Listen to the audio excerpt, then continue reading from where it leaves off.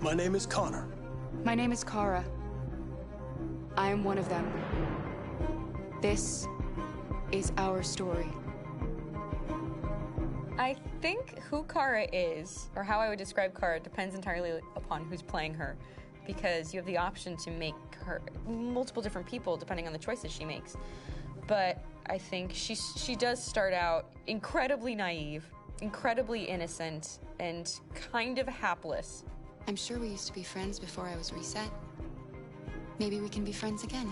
She's a person who's characterized, I think, by empathy. She's a person who really, she just comes from her heart. You'll never leave me, right? Promise you'll never go. I promise. Kara, please! Are you okay? Are you hurt? Wait a minute. Leave her alone! Kara, leave her alone! The really beautiful thing that I've had the gift to be able to do is to essentially build a person from the ground up, because that's what she's doing throughout the game. And with every experience she has and every person she meets, she's building, you know, first emotions and then the sense of judgment. And it's sort of an exploration of what it is to be a human. Don't worry. Luther and I will be right here.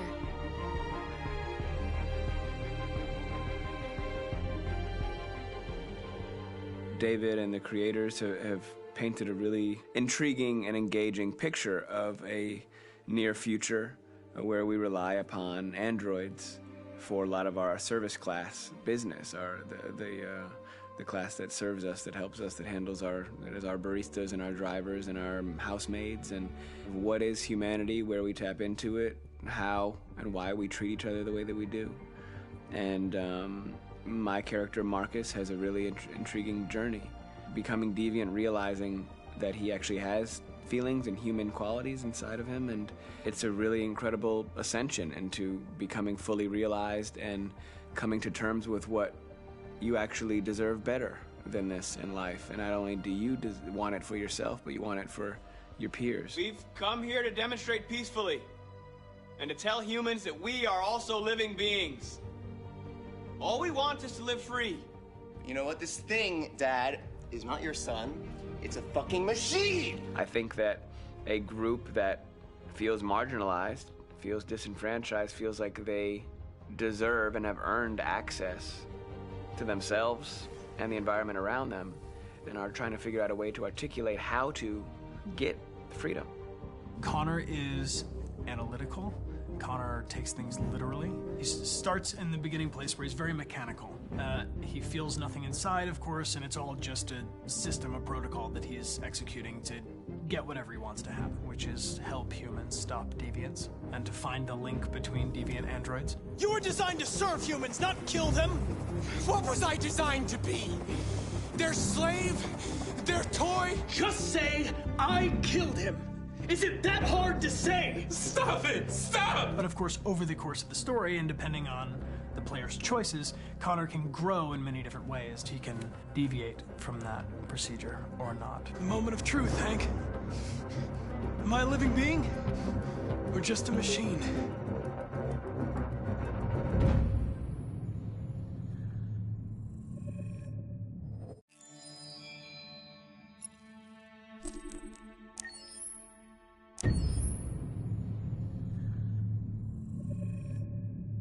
Game after game, we try to challenge ourselves. For Detroit, we wanted to, first of all, to write a story that would be incredibly bending, which means the most non-linear story that we've ever created.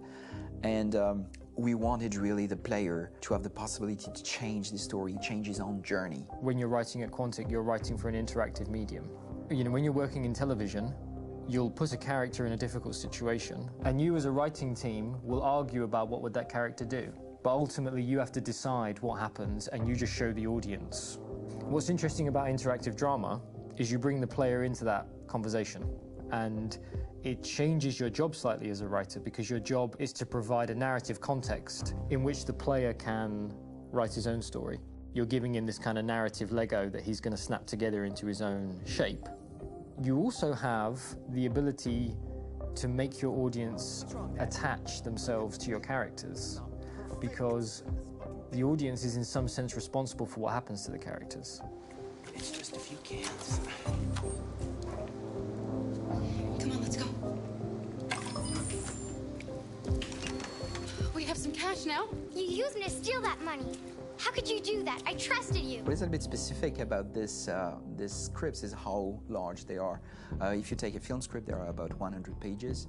But here we have to deal with a script that is between 4,000 and 5,000 pages. Everything becomes bigger because we don't just tell one story, but we tell all the possible stories that can be told within this narrative space. On Act 3, our final act, we have around 1,000 different scenarios, and every one of those scenarios has to be as interesting, as passionate, as strong, and as emotional for the player.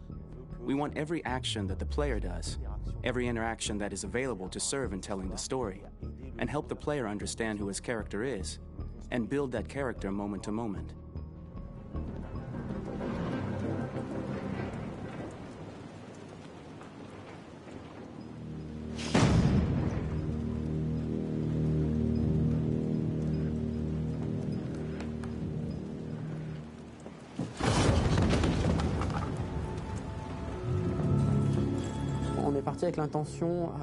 We started with the intention pretty early on that we would never lie to the player.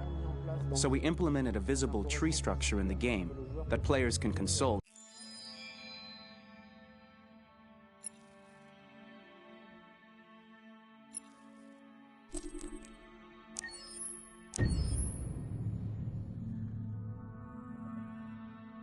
Pour la bande originale du jeu, on a essayé d'être... For the soundtrack of the game, we tried to be very close to what is done in film.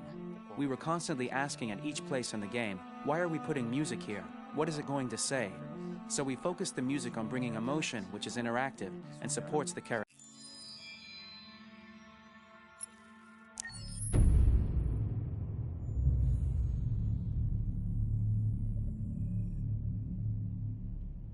For starters, what should I call you? I'm Chloe. And you, what's your name? Oh, John. My name is John. Delighted to meet you, John. Could you tell us a little about yourself and what you can do, Chloe? Of course. I'm the first person for life. I take care of most everyday tasks like cooking, housework, or managing your appointments, for example.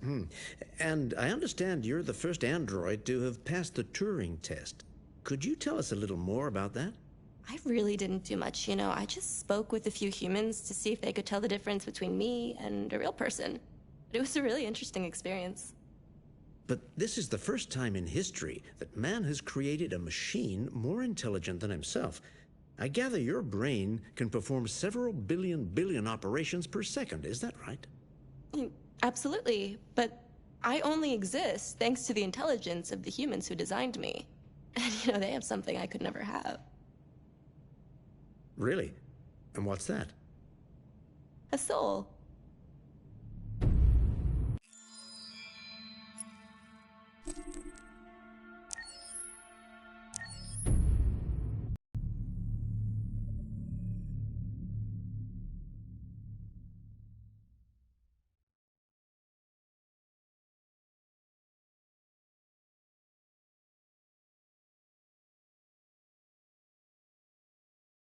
Hold on, just a little while longer.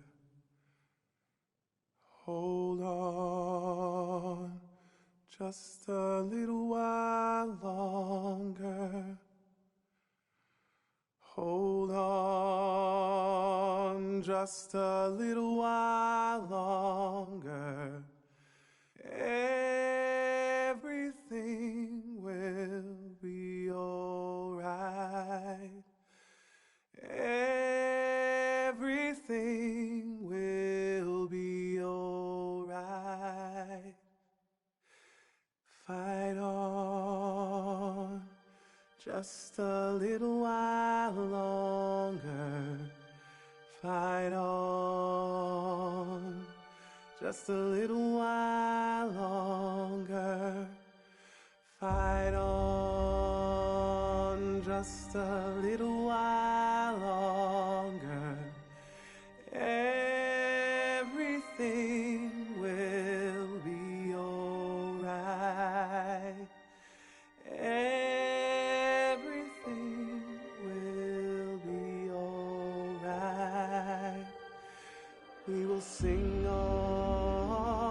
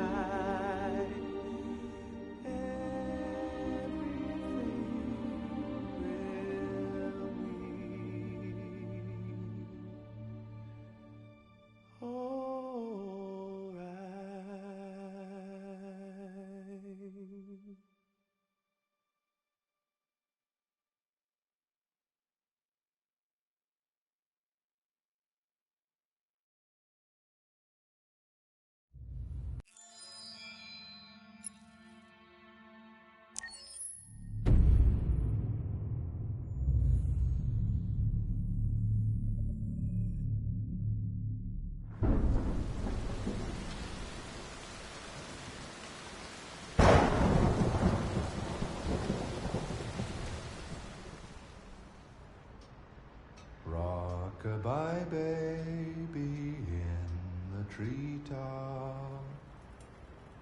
When the wind blows, the cradle will rock. When the bough breaks, the cradle will fall. And down will come baby, cradle and all. Rock-a-bye baby in the treetop. When the wind blows, the cradle will rock. When the bough breaks, the cradle will fall. And down will come baby, cradle and all. Rock-a-bye baby in the treetop. When the wind blows, the cradle will rock. When the bough breaks, the cradle will fall. And down will come baby, cradle and all.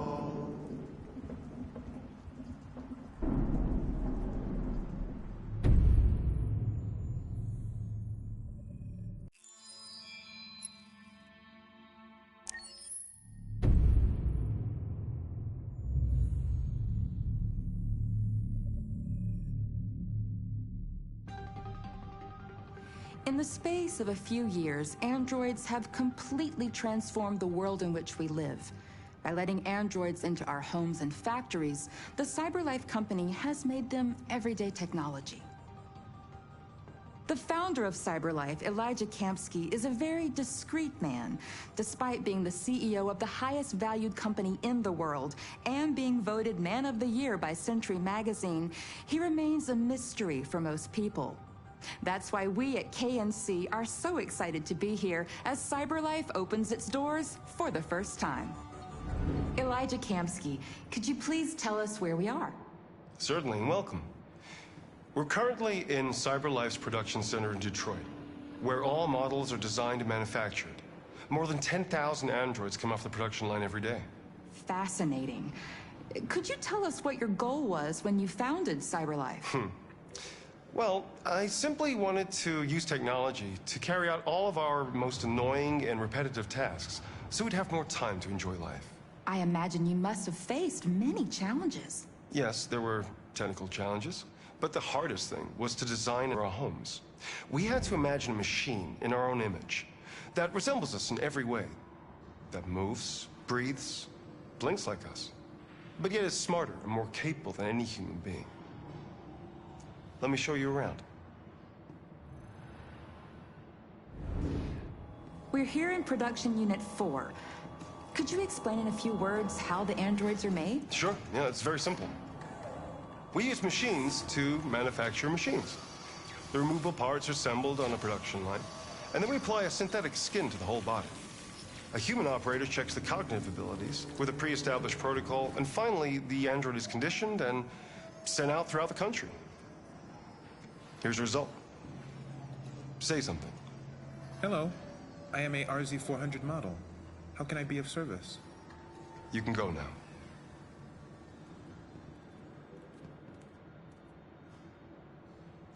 Our androids are already replacing humans in many fields. For example, they represent more than 80% of all university professors and 63% of all medical staff. Tomorrow they'll replace our soldiers, and who knows, maybe one day, our leaders, to make the best decisions in humanity's interest. Come on. Replacing humans with machines has led to record unemployment of 28%. What do you think about the situation?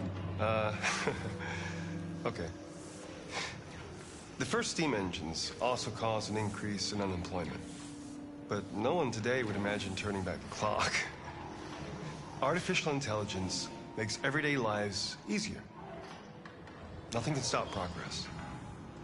What's happening here is inevitable. These days, more and more people choose to live with an android rather than another human being. Does this development worry you?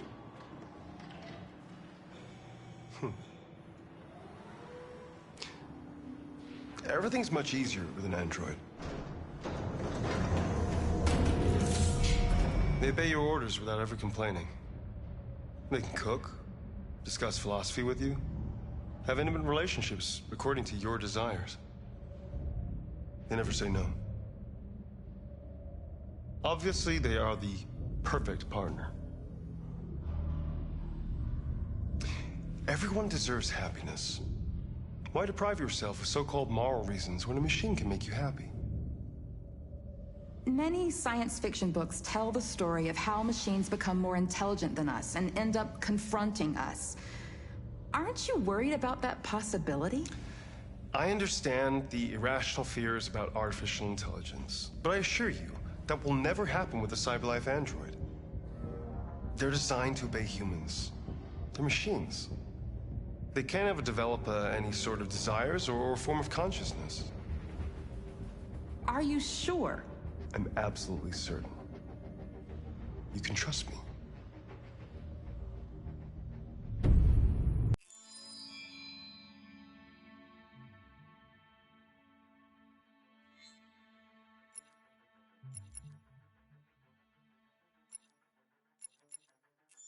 Кто ваш любимый персонаж в Детройте?